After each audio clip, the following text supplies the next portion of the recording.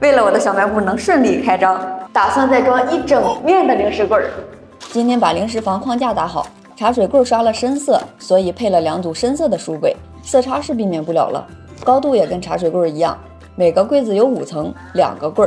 本想着直接组装应该简单些，大概一算量也不少，毕竟板子数量在这儿呢。过几天再来个零食大采购，离我的家庭小卖部开张又近一步。光有零食架子可不行，怎么能少得了冰箱呢？这冷藏够大了，冷冻也不小。先把上面东西清了，落了800年的灰呀！看这陈年老灰，还需要我折腾一下。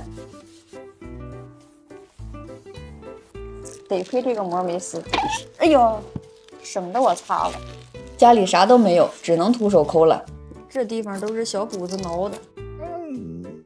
强迫症患者怎么能放过里边呢？没坏的挪到新冰箱里，食材暂且这样放着，等收纳盒到了我再分出来。双开门的空间大，食材一目了然，这下总不会忘了吃吧？至于这个旧的，翻新一下，放我小卖部里。这坨冰至少3年才能形成吧？倒腾完还得来个里外大扫除，喷上我的神奇药水洗洁精，就开始搓洗环节了。银灰色太具有迷惑性，镜头里不放大，污渍都不显。看着这冰箱不脏吧？看我的手。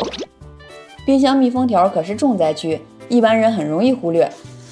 用钢丝球刮掉，再用抹布一抹，完事儿。冰箱翻新还是贴纸好用，防水平整好塑形，就是需要祖传贴膜手艺。不过新手小白只要按我教的，都能顺利完成。但是私下重贴也会是一部分人的必经之路。这个时候，肥皂水的好处就能体现出来了，方便小白调整和整张撕下来。